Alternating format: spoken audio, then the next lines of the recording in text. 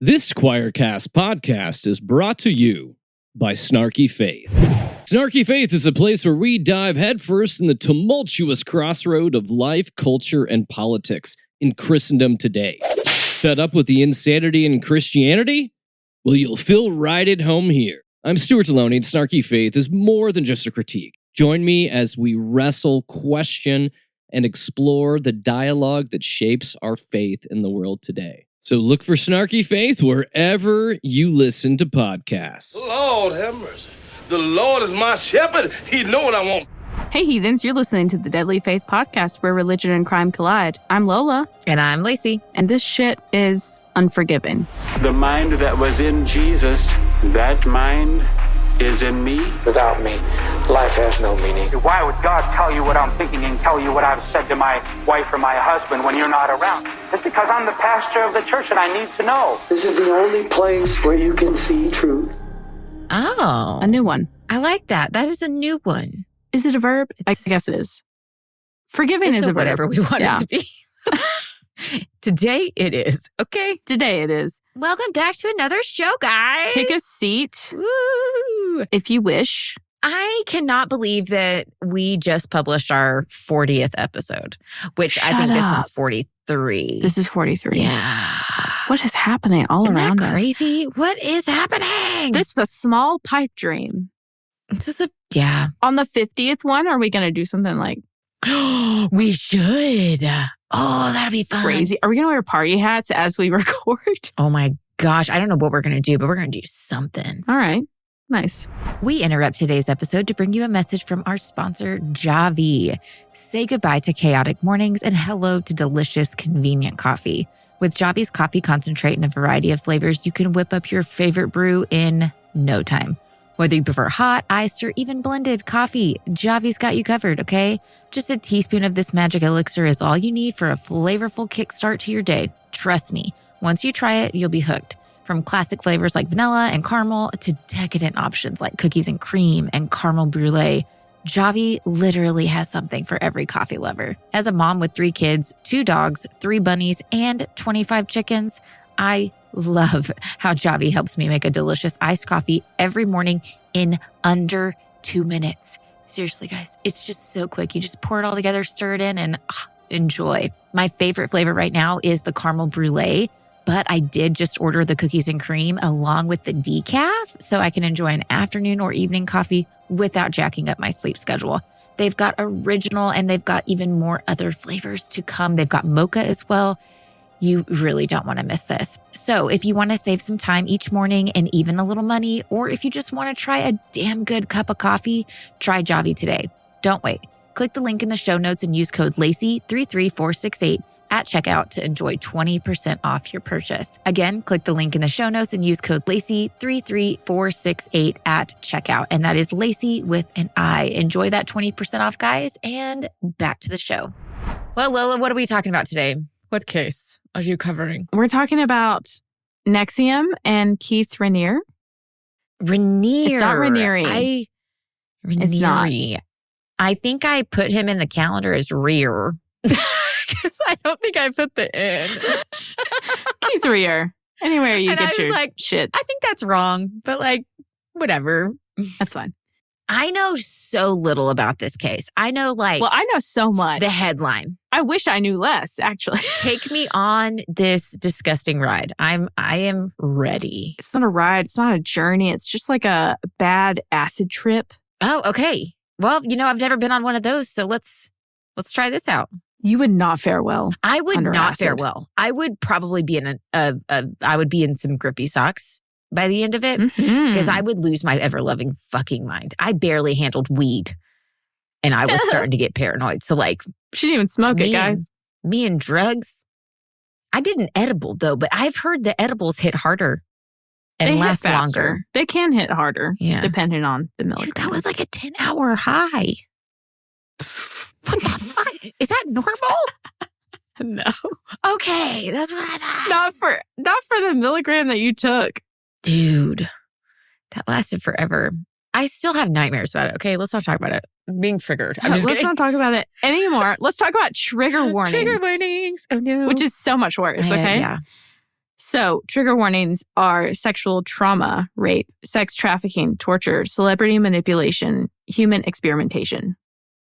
God damn. Yeah, we've never done one on human experimentation, I don't think. Well, I guess The Boy in the Cellar. Technically, yeah. There was human experimentation. That's true. It's not marketed as that.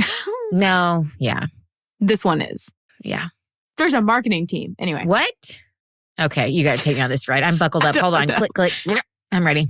So there's a lot of podcasts and movies that are based on NXIVM, which is spelled NXIVM. Okay. And it's not the drug NXIVM. Oh, there's a drug? NXIVM? It's like a prescription pill. I'm not sure what it's for, to be honest. But whenever I say NXIVM, people are like, the medication? And I'm like, I didn't know. Not at all. That it was a medication. Close, but not at all. Some of the movies that were inspired or created via NXIVM would be My Tourette's, NXIVM, MLM, The Vow, Seduced, American Greed. There's a lot more. Those are just the top ones out there. And then there's also a podcast called Uncovered Escaping NXIVM. Okay. So I first heard about this case when I was getting my tires changed at an Express Oil 5 years ago. Is it really? Okay. When did this all go down? Because I feel like that's a lot of movies and stuff to be done on a case. Okay. I'll tell you this.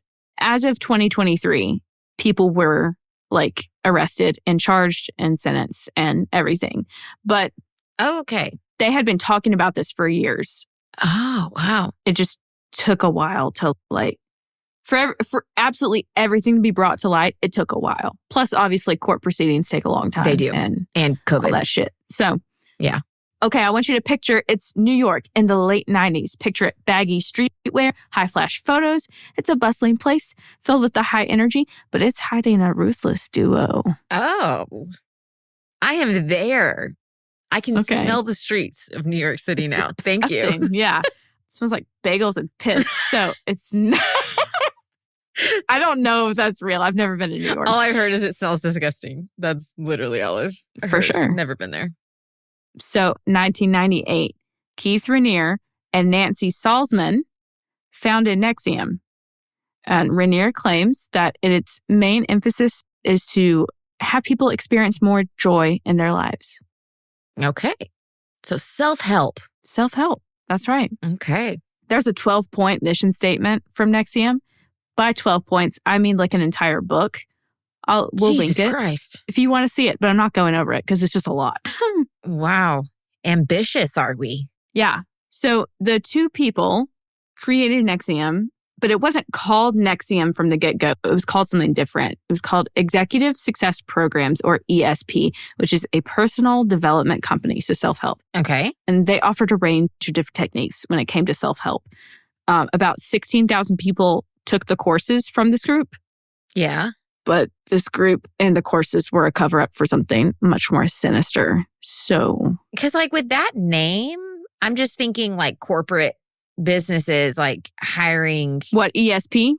Yeah, like I'm thinking... Or NXIVM. Well, ESP, like I'm seeing other companies being like, oh, like this would be a really good like building opportunity for my employees, my company. You've got it. And then like I could see that being built. Yeah, when I first read it, it sounded like a good thing too, like ESP. I don't know. It didn't sound bad. It sounded like a way to like bolster your career or like your own personal development. So yeah, no such luck. No. This was something much more sinister for sure. So let's talk about Keith a little bit because I haven't told you anything about him. So Keith's past. An ex-girlfriend of his reported that he told her when he was 13 years old that he became enlightened. Don't we love when it starts here? When they're 13? Yeah. Yeah. Boy, you got your first boner just a few years ago. You're not enlightened at 13. Okay. I know. You are not. But he really manufactured this image of himself as like a genius. And he created this like mythology around himself that really pushed like his personal brand. And he would say he was like a child prodigy, which like he learned piano when he was younger. That's true. But he also said that he was able to speak like full sentences when he was 1.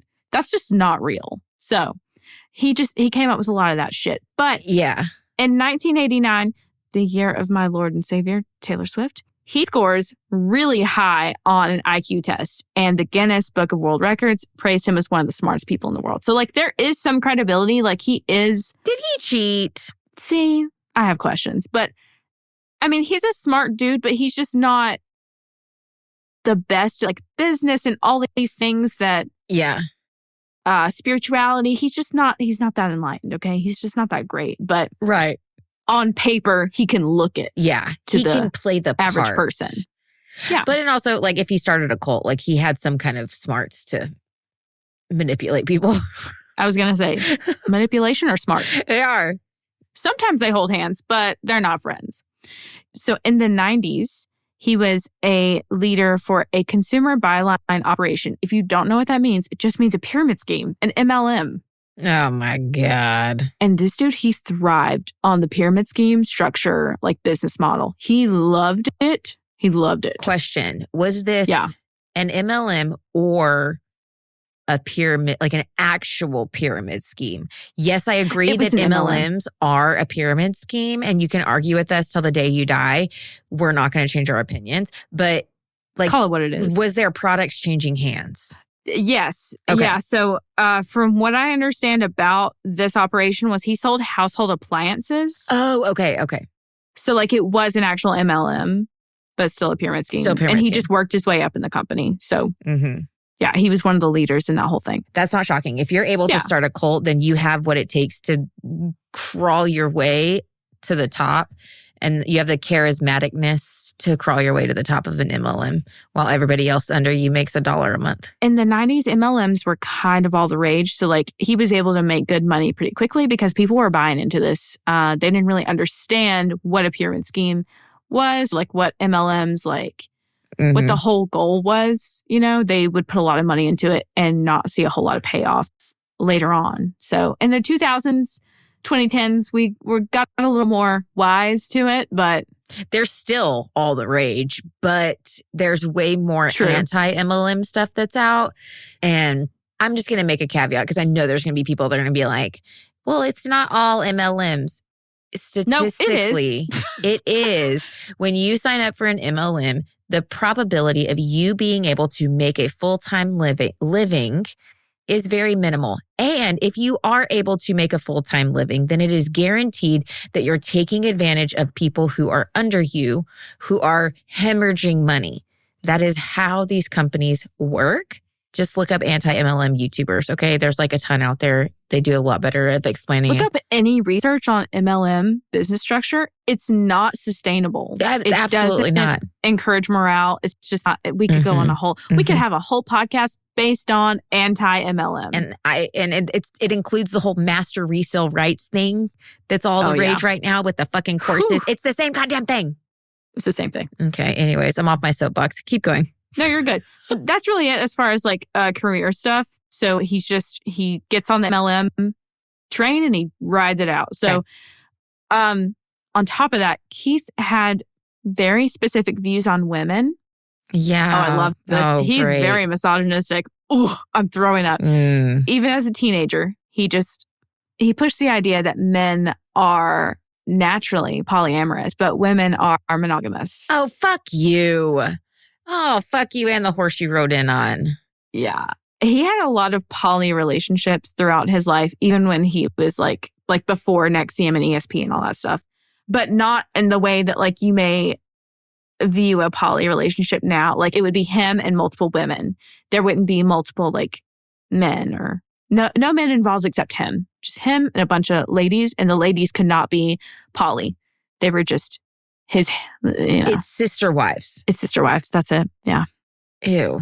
As he's like moving forward with his whole like MLM career, he's looking for a different type of business venture. He's looking to create his own and be at the top of that instead of having to work his way back up. So he meets Nancy Salzman. I mentioned her earlier. Yes. Nancy Salzman, she was a nurse practitioner of hypnotism and neurolinguistic programming. I will talk about that a little bit later, but just know that's her background. She was a therapist. Okay. And that you don't hear those specialties very often. No, you don't, for a good reason. Hypnotism. We've talked about how hypnotism is very controversial. Mm-hmm. It doesn't come up in this case really like hypnotism necessarily, but like it was one of her main pursuits as a mental health professional. Okay. So, well, they take their roles on as head of ESP. So Keith being Vanguard, literally that is his job title. And Vanguard. Vanguard. What the fuck does that mean? Vanguard. No, that's what it sounds like. That's what it sounds like. So a Vanguard is like a group of people that are leading the way to new ideas. Oh my God. He really thinks a lot of himself. Say more. I mean, he is the shit in his eyes. And Nancy took on her role as prefect, which prefect is just like a chief officer, a magistrate, someone that's executing the plan. Yeah. So he's the thinker, she's the doer kind of thing. Okay. I think prefect, I think of like the prefects from Harry Potter. I knew you'd go there. Of course I am. If only. Well, Keith, he renounces materialism. He gives away his car. He's driven around by his inner circle. It's so gross. Okay, so you give away your car, but yet you still use a car. I know. And just I know. Take advantage of other people. Okay. Exactly. He has a nocturnal schedule, so he would like sleep all day. And then at night, he would like write his curriculum. And he had a desire to like counsel world leaders and like spiritual figures and really high class like businesswomen and celebrities. Like he was shooting for the stars kind of thing, but he had like no connections. So he only had Nancy. And I mean, she had a good bit of connections being in the mental health business, but still they needed to make a name for themselves. Right. At first they created ESP, but it became NXIVM. No one knows what this stands for. So I told you it's NXIVM. Yeah. No one has ever said exactly what it means or explained it whatsoever. But Reddit has some interesting theories if you want to Google that for yourself at a later time. Okay. It's too much to go into here. I'm just going to guess it's probably something very egotistical that only I like think it's he something knows. Latin. I think it's something Latin because it will come up later. Okay. Whatever.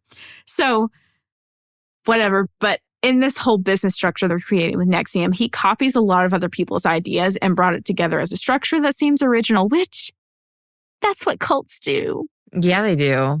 It's the same shit, labeled different. I'm going to take a piece from this. I'm going to take from this, Mm-hmm. Yeah. Some of the ideas were actually taken from Scientology, such as auditing. If you don't know what auditing is, I didn't know what it was either. It's experiencing something again from beginning to end. Real quick, do you know anything about Scientology? Hardly. Tom Cruise. Oh, bitch. I should cover Scientology. I know everything I want you to. about Scientology. I have to be honest, I'm a little scared to talk about Scientology because those motherfuckers, they're ruthless. I'm actually friends with some people that are Scientologists. What the fuck? We need to have a talk after this because I have a question. We'll talk about it later. We have to. We'll talk about it later. Yeah. So, oh my God. Auditing, let me give you an example because that sounds weird. Experiencing something again from beginning to end. So they may take like it's like mental auditing, emotional auditing. Yes. So they'll take an experience, maybe that was traumatic to a person, and they'll have you walk through it from beginning to end. Mm-hmm. Sometimes by means of hypnotism, but that's a side thing, whatever. Basically reliving. You relive it all. Trauma or the event. Yeah. And you can reframe it in different ways. You get like, in some ways it can be helpful. In other ways, it's just more traumatizing. So we're not advocating for that at all. But he takes auditing as one piece of Scientology to add to his curriculum. So they also use NLP. I told you I'd talk about it. It's neuro-linguistics programming. Fancy word. Have you heard of this before, Lacey?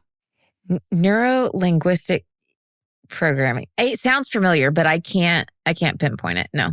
Okay. So it was created in the 70s and it really peaked during the 90s. So it's speaking in a way to elicit a specific feeling. It's a deliberate creation of conversation. You mimic body language and tone. So it makes the person that you're speaking with feel like they're the only person in the room. So yes. Even if the person that's using the NLP tactic or model on the other person, you may not be a very striking person. You may not be very charming, but if you use this type of way to speak to someone, you'll come across as someone that's very connected, very intentional, very intelligent, So isn't that if I was to use it and I was in a conversation with somebody, I'd repeat things that they would say so that they would know I'm listening, they do a lot of reflective listening and a lot of they fully face you. They make a lot of eye contact, use specific tone. It's very intentional. So, which is wow, not a bad thing in and of itself unless it's used to manipulate somebody. Yeah. And that would just make me feel super uncomfy because I can't look at people in the eyes for very long or else my whole body wants to squirm. Oh, I can. I can't do it. It's I want to look away. You just blinked trying to look at me. I can't. I suck at it. That's okay. It makes me feel uncomfortable. She's uncomfortable. It's fine. I won't look you in the eyeballs. Thank you. Okay. So the workshops that Keith and Nancy are creating that have to do with NLP tactics, they start to grow more and more, and they make modules, which are just classes. And it pushes Keith and Nancy up in hierarchy. Okay. So the more classes that get put below them, the more they move up. The more coaches that they bring on to teach, the higher up they go and the lower everybody else goes. Weird idea. So I don't know, I'm just going to throw out a random shape. I don't know, like a pyramid? You said it. You said it, my brother in Christ. And you know what? As they moved up and recruited coaches, the word spread through New York. This became a household name, NXIVM, ESP, all that good stuff. So, but it wasn't bringing in money. That's the problem. Oh, no. So this is such an interesting piece.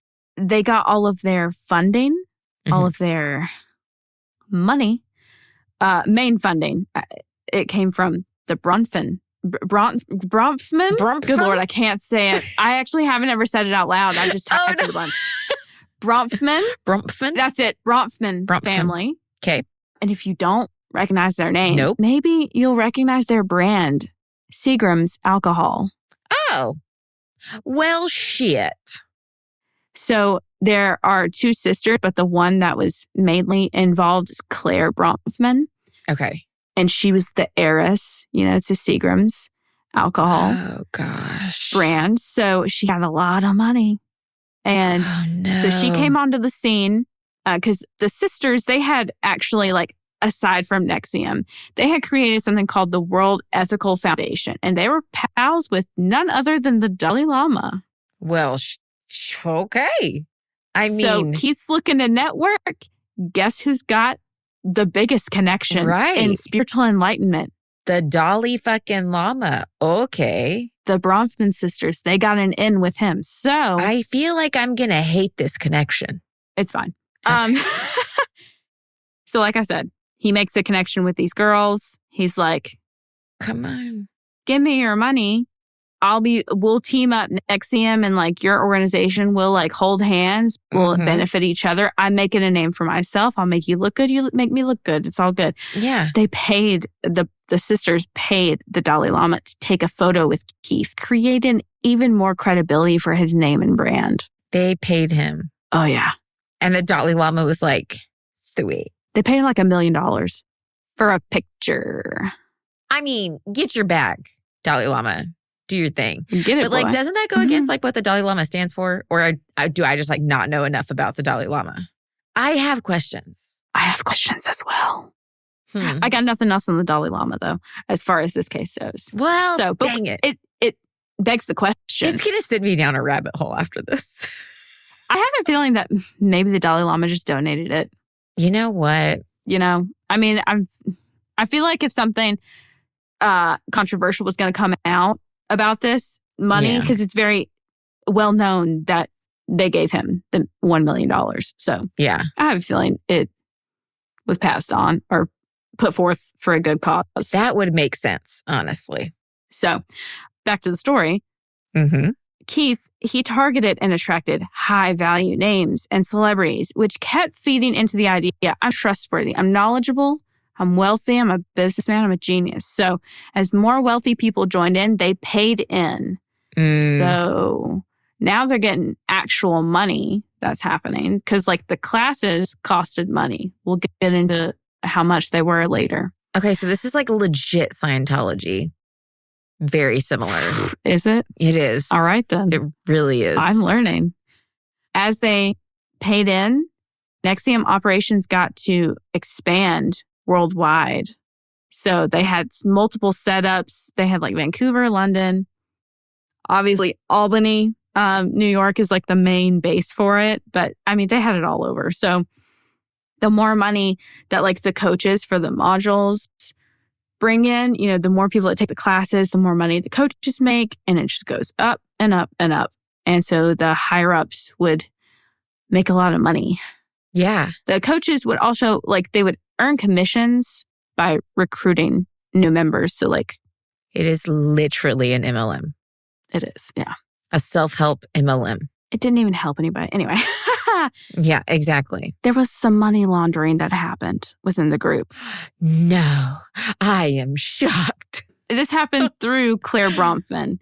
So Bronfman encouraged and would like bring in illegal immigrants to the U.S. For financial gain, engaging in international wire transfers to make it fraudulently appear that the victim had financial resources to obtain an investor visa. So he's taking advantage of a minority population? Claire Bronfman is, yes.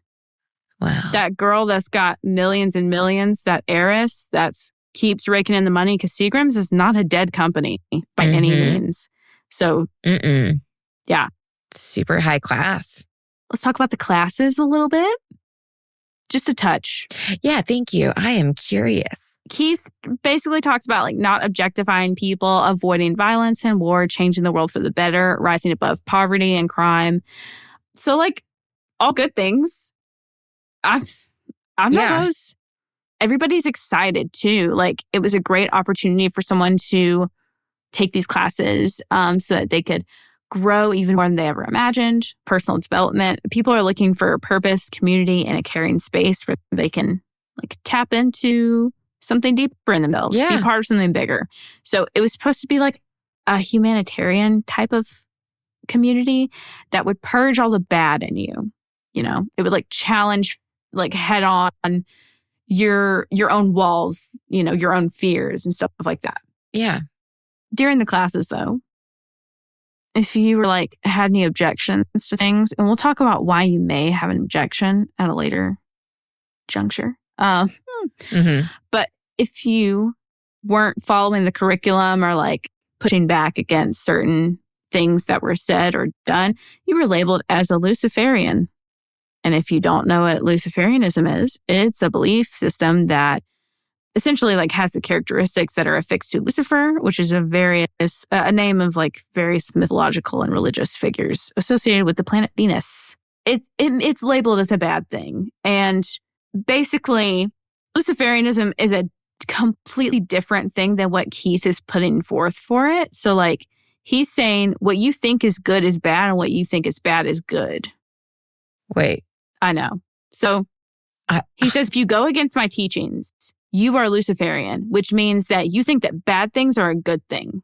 You think that murder is good. You think that theft is good. You think that all these things are good.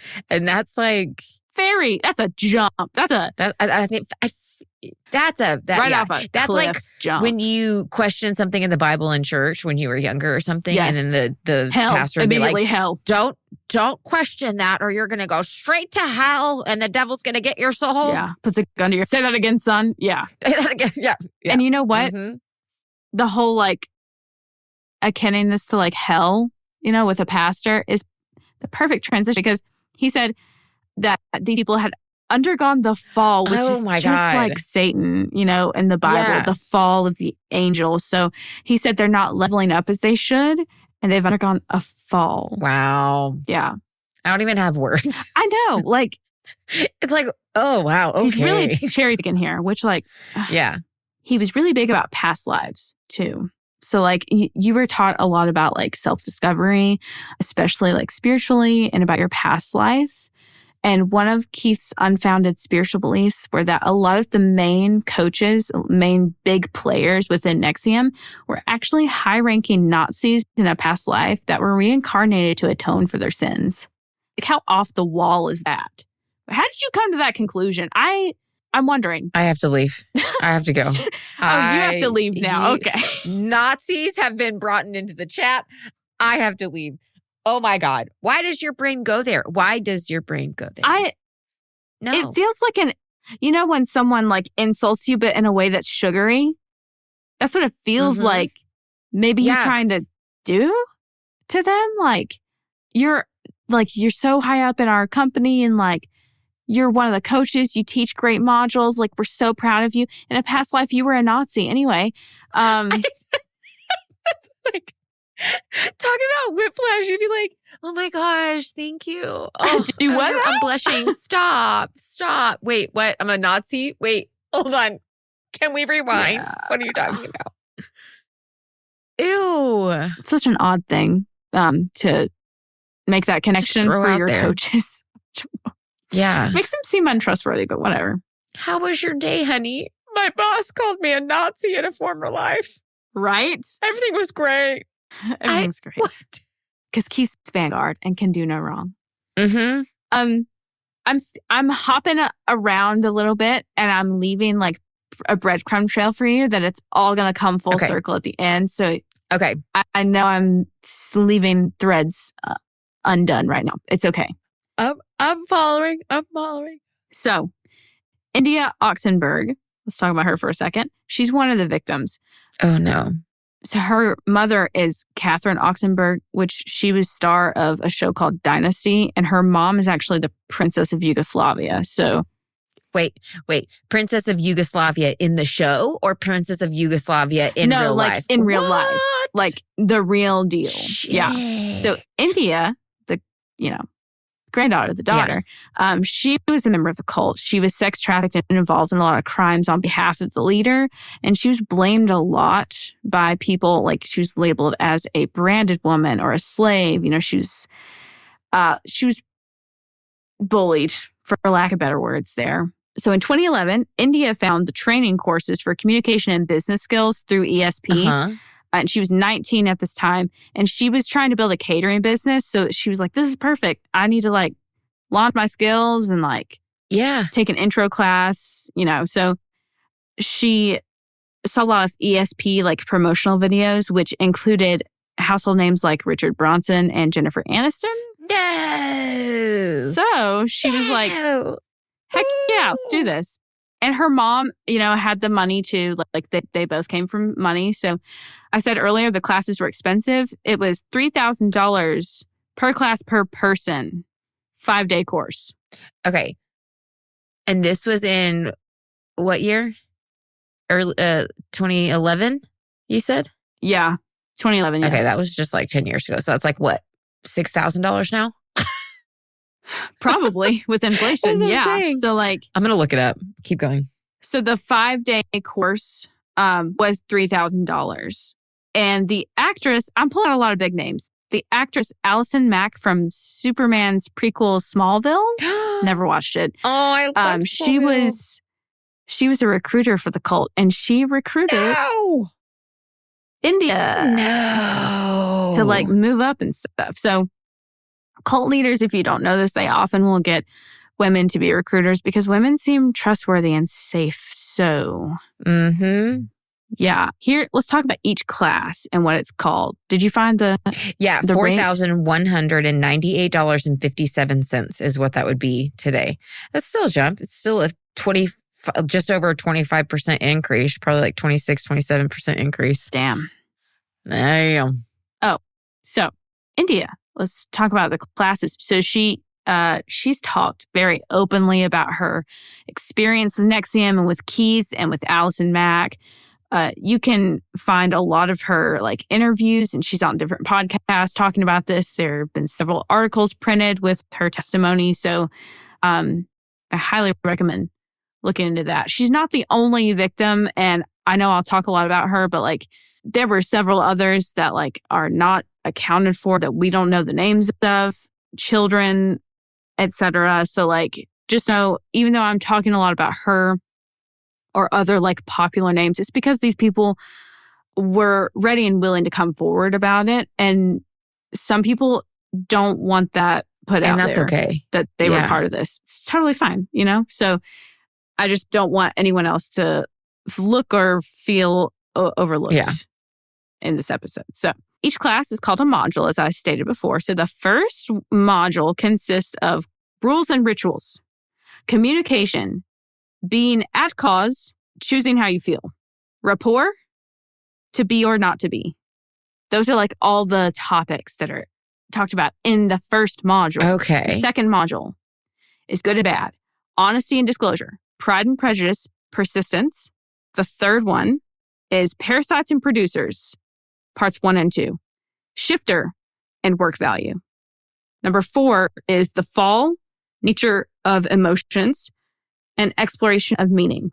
And number 5 is building an excited state, civilization, tribute, and the mission. That's a whole lot of junk that doesn't compute. Let me break it down for you. The core concepts you could just make a YouTube video. I mean, and this is, hold on, five modules? So it's one module. It's one class that consists of 5 different like parts. And the parts are broken up into these different topic sections. Okay, so everything you just listed was in... is within one module. What the fuck? So much work. I know. And it's a 5-day thing. It's so much. It's like an all-day course. It's crazy. No, thank you. That sounds boring as hell. And Nancy Salzman is the person that's lecturing. So like she... You pay for this class, but the class is a video recording of Nancy Salzman talking about this stuff. You don't even get Nancy Salzman in person half the time. Oh my gosh. So she's the one that's teaching all this. But the core concepts are creating your own reality, and you are to blame for what happens to you. So they had to recite the phrase, "I will not choose to be a victim," which ultimately taught them to ignore your gut instinct and took away their critical thought. No, that is so bad. This is like religious manipulation. It reminds me a lot of the power of the tongue. And if you speak it into existence, it's your fault. And you said you thought you might be getting a cold and you have a cold. It's your fault. If you wouldn't have said that, you wouldn't have got a cold. I'm not that powerful, Kevin. Stuff makes me so mad. I mean, and with self-improvement, it comes questioning yourself. And I was talking about before, finding your walls, finding your limits and challenging yourself in a healthy regard. But NXIVM turned this on its head in a really disturbing way. So it just wasn't good idea, but a big swing and a miss, I tell you. Yeah, yeah. Everyone wore sashes that let you know your rank. No. Oh yeah. Oh, we have entered color-coded sashes. You should leave. Red flag. We have entered cult territory. Please keep your hands and feet inside the vehicle at all times. It gets worse. Okay. They had to clap as they entered a room. What? Why? Are they turning on the lights? Do you have a clapper?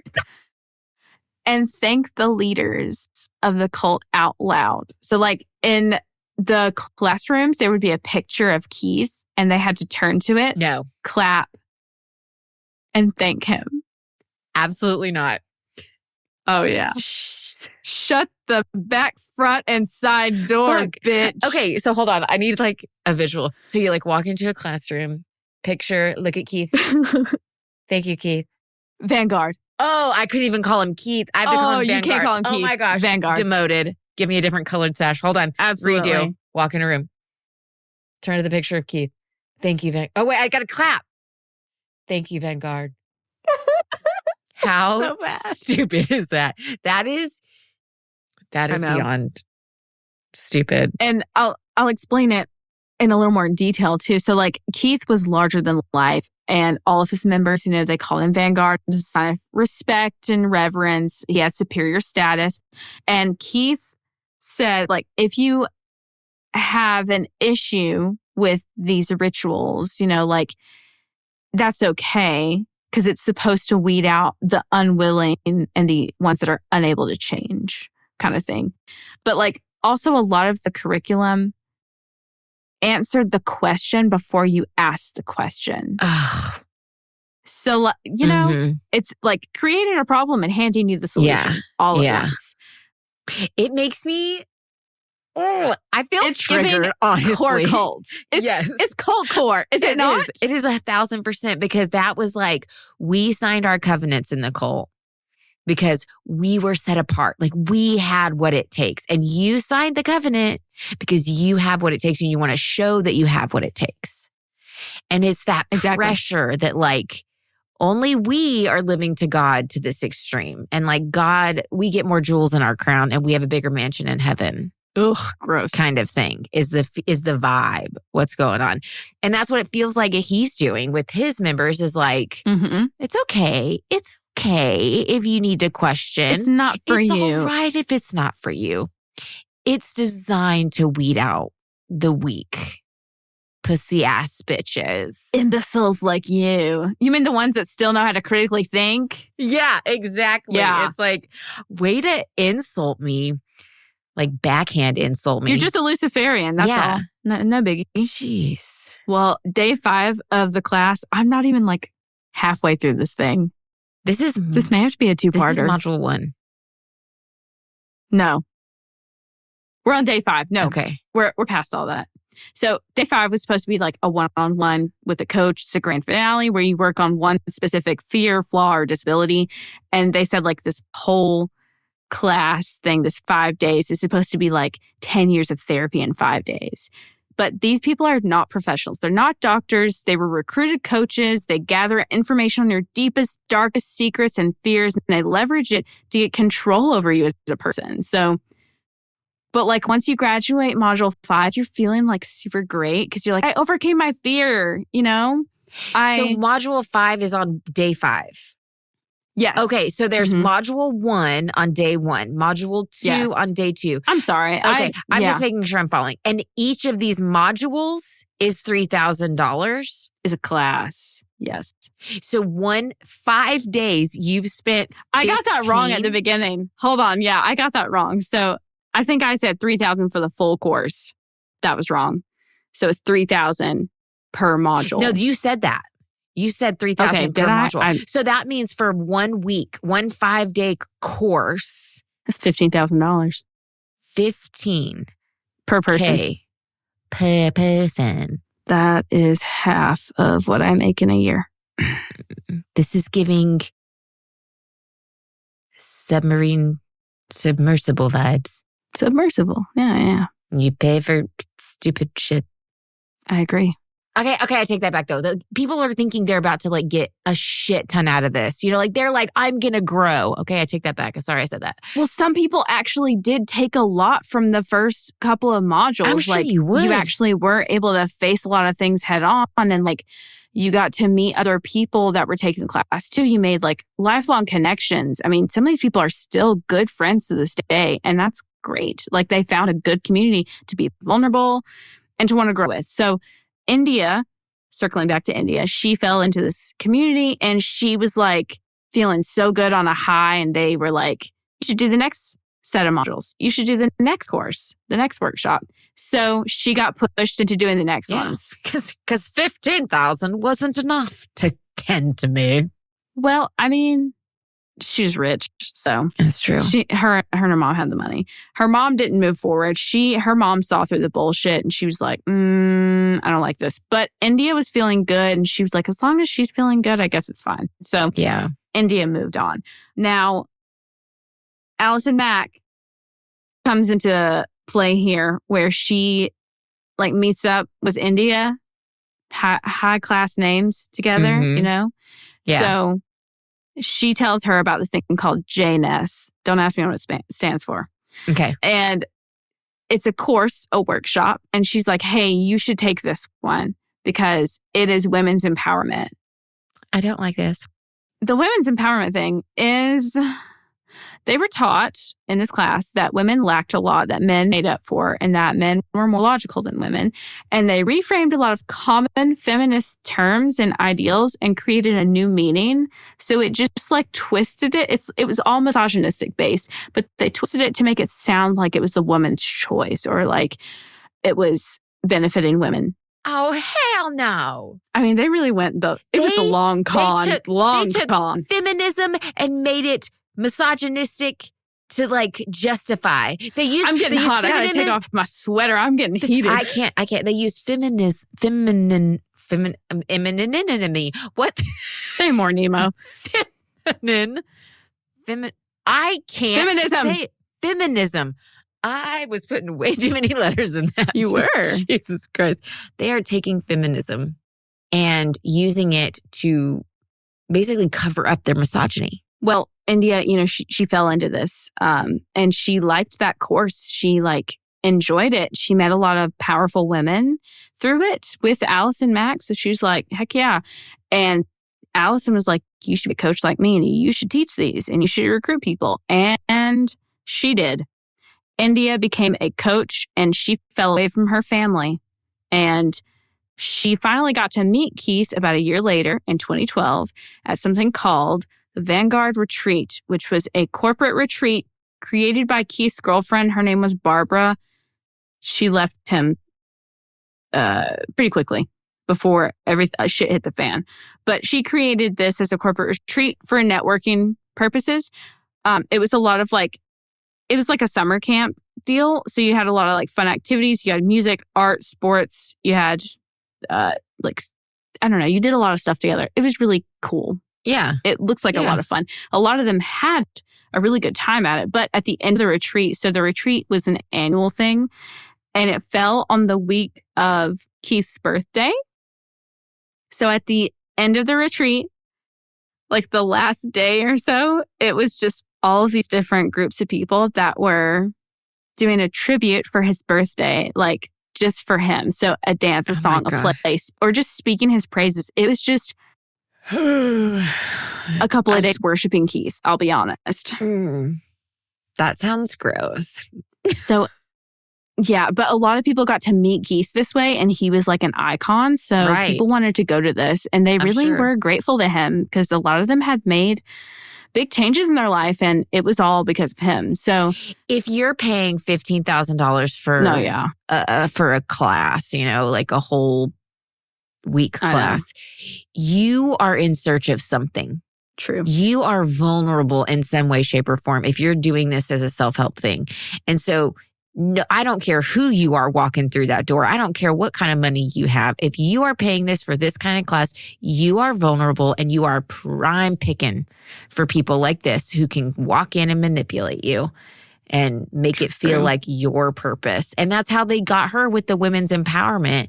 They were able to cover it up with misogyny, but yet she said she loved that course because it gave her purpose. It gave her a place to fit in and people that were like her or that she felt she could be like or be with. People that had similar goals to her when it came to like where she wanted to be with her career and the type of person she wanted to be and the type of mark she wanted to leave in the world. Because like NXIVM really gave it, like its main emphasis was, you know, to like make your life better, but they also were striving to like make a better world.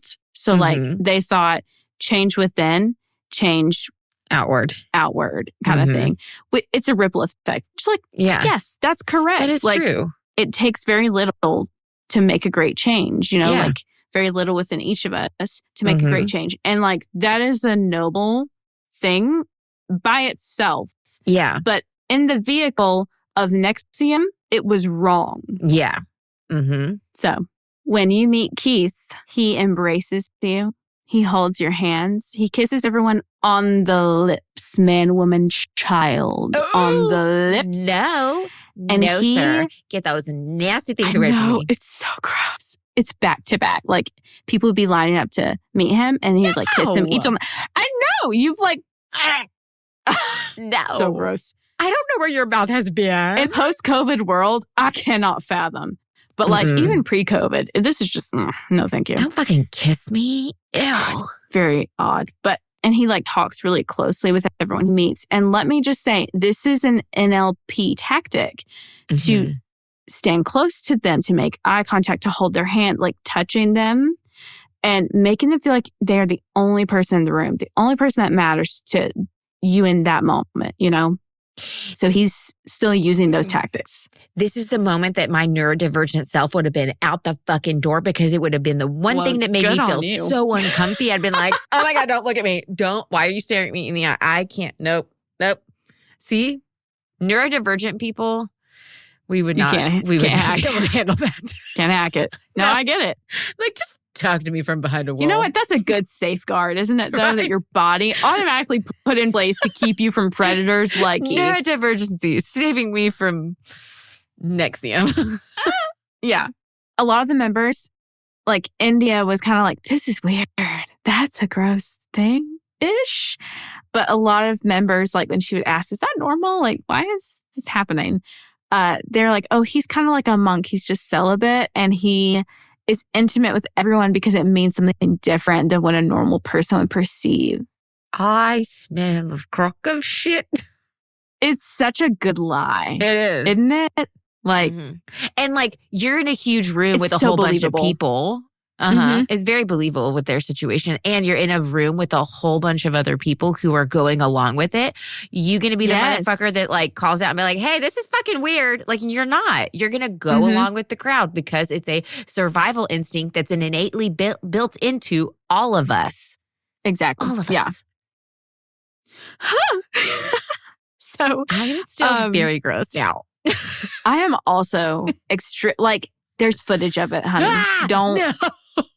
No, thank you. It's really bad. My mental image is enough. It was really interesting, though. So, like, I watched a lot of footage of him just to get they keep talking larger than life. He is not a striking dude. He is not, if you want to look up a picture. I was at Sam. Let me look up a picture. Okay. You can look up a picture of him. But, like, he's just not, he looks like a very simple, just normal dude. Like, there's nothing. Not what I thought he was going to look like. I'm going to be honest. I don't know why I have this accent. He dresses very casually. He's not like a flashy person at all.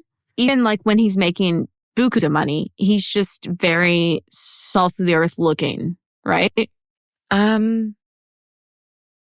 Yeah. And he looks like a old college professor.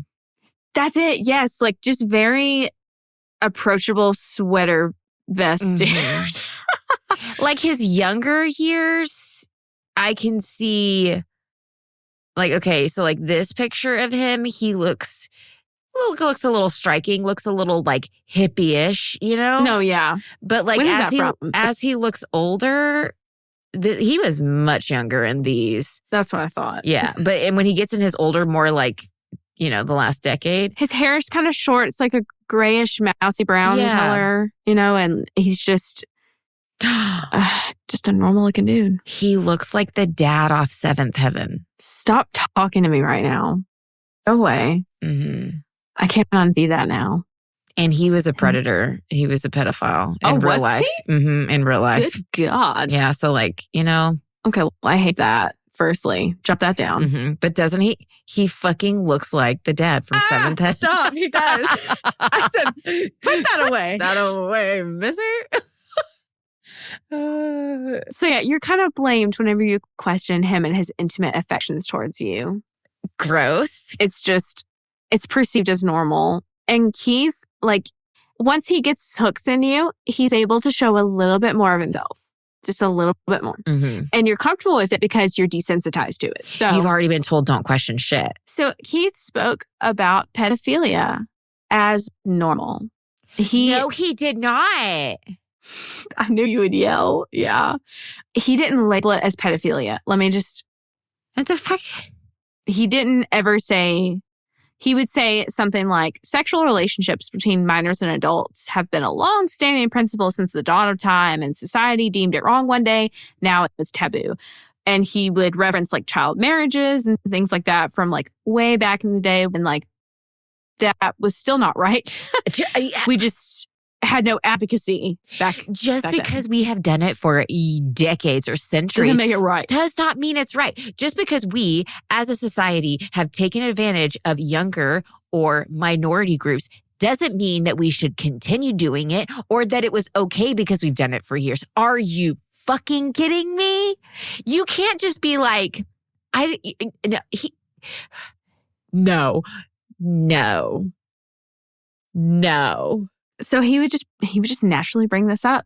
Just casual talk. I don't know how you organically bring that kind of shit up, but he would casually bring up sex and sexual nature in conversations extremely easily, like whether he was teaching philosophy or just walking with like one of his coaches or one of the like people taking the classes. He was just like on a walk with them. I just have to know how this conversation goes. Like, oh, the weather's great outside, you know? I think he would ask them about their sexual life. No, it's not that I think. I know he would. He would ask them about their sexual life because that was another limit on them that they had to like bypass in order to like reach for bettering themselves. So that you had to like become like some kind of celibate or not have sex at all? You had to like take away all of your taboo, all the things you thought about sex that were wrong. Oh, so you had to match his views, you know? Does that make sense? But yeah, it doesn't make sense. I still have to go back to the conversation. He's just taking a walk. This is great weather. It's so sunny. He's so, okay, imagine this. Imagine that, I don't want to put myself in this situation, but let's just pretend that like I'm Keith and me and you have a good relationship. You know me, you know working with me, you know? And like, right. I'm speaking to you, I'm holding your hands. I'm letting you know, like, I'm here for your success and I want the best things for you. And, you know, there's a couple of things that we may need to talk about breaking through so that you can get to the next level because I want you to be there and I believe in you. You're going to believe me, aren't you? Yeah, but like, I don't think I would be uncomfortable. No matter what. You would, because you have critical thinking skills. But the people that have taken the classes, they have been told that's wrong. That like your inner voice that tells you your intuition and everything, it's wrong. Yes. No, what I'm saying is even without, because I felt icky about stuff when I was in the cult. But I was so conditioned to not question or that like it was my fault that I ignored it. Like our body still has those like signs and signals to give us. Yeah. But we will just continually ignore them. I don't think I would have been able to, like, you can't, there's got to be people that had these conversations and they were like, this is super uncomfy. No, there were. We are talking about pedophilia and making it seem it's okay. But I can't question because nobody's allowed to question. And so I'm just going to go with the group, but I'm still going to feel icky about this. Like there were several people that were not comfortable with this conversation, but it would come up in like philosophy teachings and things that like there was a lot of banter with, and like you were able to get away with it more easily in those types of conversations too. So I don't know exactly how it went with like, if it was me and like I was conditioned and I became a coach and I met him at Vanguard, week retreat. Mm-hmm. And I was like so awestruck because this person has been an icon for the last however long I've been taking classes for. I'm going to answer his questions and I'm going to engage with him. And if he wants me to engage with him about something that's sexual, I probably would end up doing it because... I 1,000% would have done it. I would have just felt so fucking weird. Oh, I'm sure every person felt very odd about it. But I would have done it too. A little red flag, just, boop, you know? Yeah. But you're taught, ignore it, move on. This is like... Yeah, that's the thing. This is how you grow. And you didn't want to be labeled as someone that was undergoing a fall too, especially if you'd come really far in your position. You didn't want to risk it, you know? So he let them know what sex can and should mean to them. And that's where I'm going to leave you today because this one's becoming a two-parter. Oh, no. You did that to us. I have so much more. I have so much more to go over with you because this case is so horrific. Oh, my gosh. We'll close up all the loose ends. She surprised me today, guys. I did not know this was going to be a two-parter. And we talked today, texted, and she was like, oh, my God, my next case is probably going to be a two-parter. And I was like, okay, so today, no. And she was like, yeah, definitely not today. And then she's like, just kidding. Just kidding. Sorry, not sorry. Ew. Okay, this guy. I'm not shocked because, like, yeah, this is a lot. You know, I'm not shocked that it's a two-parter because, like, we haven't even got into most of the trigger warnings, and that scares me. I know. That all comes in the second part. So, like, honestly, this was just like a build-up to you kind of understanding what NXIVM itself and, like, what's being taught curriculum-wise and everything. And then also a little bit about, like, Keith and their mindset, his whole purpose in this cult. Yeah, like his frame of mind this whole time. So it is as things are approaching. So the end time. Correct me if I'm wrong, but this is how I'm understanding it. He started a self-help company and then turned that company into an MLM. And this MLM, you have these coaches that will also teach these classes. They make commission off of the people that they recruit who take these classes, as well as making commissions off like the people that not only take the classes, but the people they recruit to become coaches themselves. Yes. So yeah, legit NXIVM MLM. And it's tied into a lot of celebrities. You said Jennifer Aniston. So like she took one of these classes? I think she did. If you're part of the promotional team, like maybe you don't have to. Maybe it's just marketing. Like they just paid her to be a person on there. Yeah. But I do know a lot of high value names had taken at least the first course, which is what India did. Right. And that girl from Smallville, that actor from Smallville was there. Yeah. Allison Mack. And he's winning over these people as he's become this high praise person.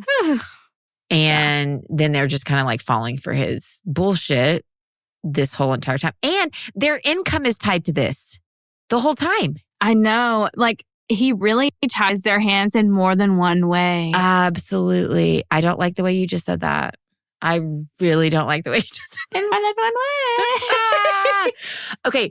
This is not the only MLM that we're going to talk about because not today, but in another case, there's another MLM that I have to talk about. Can I know the name? No. No. Okay, fine. Some people who are probably know it already, but like the founder, he was fucked up, man. Like he was fucked up. And there are people even to this day that are like, oh my God, he was amazing. He was such a great man and he left an amazing legacy. And I'm like, bitch, it is very public, like everything against his name. Like, really? Really, guys? And he was religious. He was a Mormon. Why are there so many connections between religion and MLMs? We'll talk about that in that episode because I want to do more research into it because I know some, but I don't want to get into it yet because like there's such a huge connection to it. I will say real quick, I think a lot of it's targeted towards a lot of like stay-at-home moms who are trying to like bring in an income while also raising their family because that's their job. And that's like their purpose in life is to be a stay-at-home mom. And that's what they've been taught. And so that's who they target. I think that's what I hate most about the MLMs targeting that whole demographic because being a mom is more than a full-time job, firstly. Yeah, so like, don't even say stay-at-home moms don't do shit because they do. And then on top of that, when they're trying to like assist with the income, that's so much more work. And like MLMs make you work so hard for very little payoff most of the time. You know, I was in multiple MLMs. I was in one. Multiple. I left like after 2 weeks. I was like, this is shit. Well, you had the wherewithal to leave. Good job. Congratulations. I did not. I spent like 6 years trying to make a living with this company and it sucked. Yeah. I never made more than I spent ever. Not even close. I probably made 2% of what I spent in the 6 years. Is Pampered Chef an MLM? Yep. Oh, shit. Tupperware? Yeah. Tupperware? That's an MLM. Tupperware. That was like one of the originals. Are you saying Tuppa or Tupper? Tupper. At first you Am I said saying it wrong? Tupperware. No. Okay. Tupperware. You said Tupperware. Tupperware. Which like legit, I have like some of the old school Tupperware, like little kid glasses. I love Tupperware I still from have the them 90s. Mine's from the 90s. That's the shit. I have some. It is indestructible. Cockroaches, Twinkies, and Tupperware will be what is still here after an asteroid takes out the Earth. I don't like the order in which you listed those. Oh my gosh. I'm really excited. Congratulations. This is Lola's first 2-parter. Whoop, whoop. Yes. I finally broke through the fourth wall. No.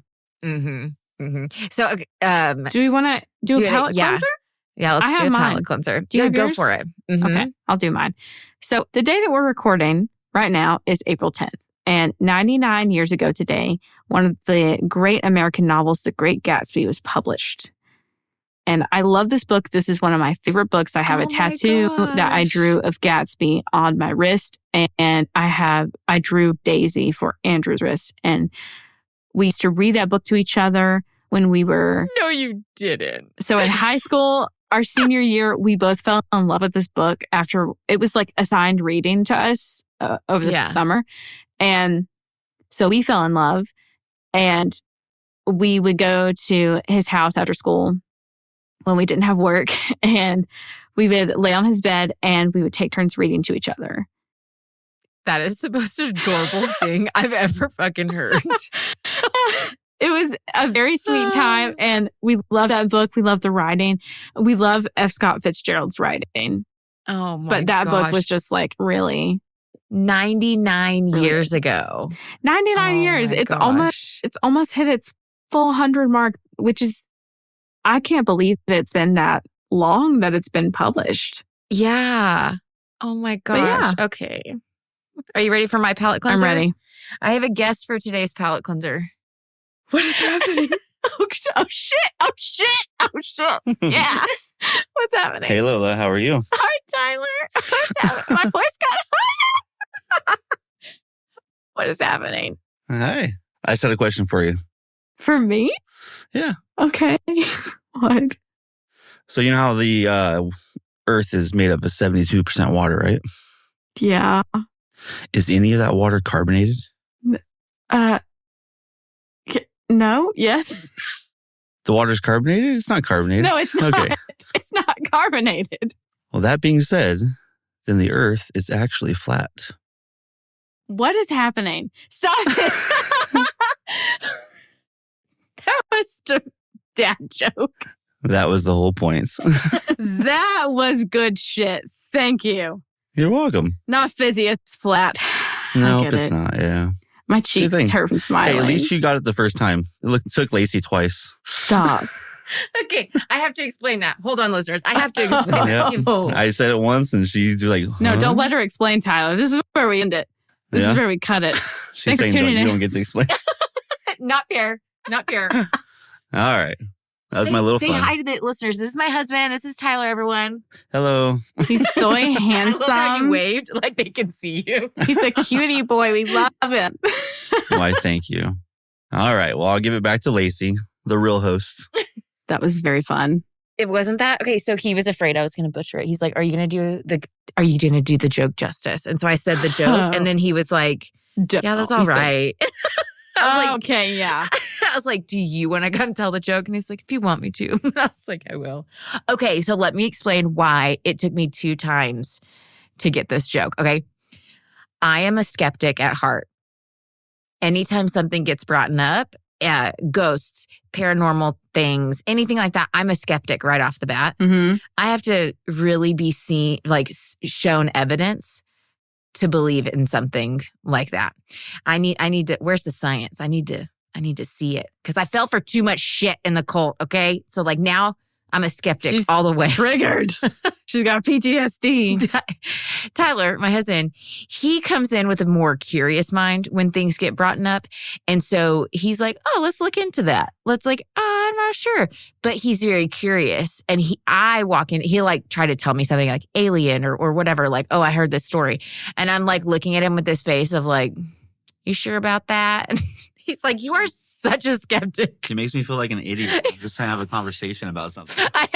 She gives me this look like you're being stupid. My resting, I don't know about that face, looks more like you're a fucking idiot face. And I don't do it on purpose. It's just my resting face. Lacey just knows more than all of us. I'm just trying to have a conversation. There's kind of some cool details or some, cool facts or possible things to look into. Yeah. So he looked into a bunch of the like flat earth stuff, about a year or so ago. And he was explaining a couple times some of the things he was finding out. And I don't believe it's flat. He's got to preface videos. It's like, I can see kind of like where they're coming from. Let's look into that, see why they think that. But I do get like slightly triggered. Like, I'll be honest, I get slightly triggered when people believe in these like conspiracy things because like it's taken us off a really deep, dark cliff in society. And so like anytime any of those like crazy conspiracies get brought up, I'm like, oh my God, I should probably work on that. But like, he just said flat earth and my mind went straight to like flat earthers. And I just was like annoyed. I was like, are you kidding? What are you saying? And so then he had to say it again. I was like, oh, it's a dad joke. Okay. Very much. I was worried I was about to get interrogated. When he said, I have a question for you, my heart rate jumped up. She thought he might see me pass out. Her. That's funny. I'm paranoid. Oh my gosh! For a minute. Yeah, I'm sweating a little bit. I took off my sweater a couple of minutes ago because I am sweaty. I got hyped up about feminism. Yeah. Oh my gosh. Okay. All right. Well, guys, that is the show. We will be back next week for part 2. And I am... you have me hooked. You're unwell. But I don't want to say that I'm interested because you listed some major trigger warnings and we didn't cover much of that today. So like next week's going to be it's going to be a lot. It's going to be a lot. Anyways, yeah. We love you guys. We'll see you next week. Love you you next week. Deuces, go drink some water. Wipe your ass. Have a good day. Touch grass. Bye-bye. Touch grass. Bye. Hey, heathens, if you're enjoying the show so far, like, subscribe, do all the things. We love all the things. We need all the things, okay?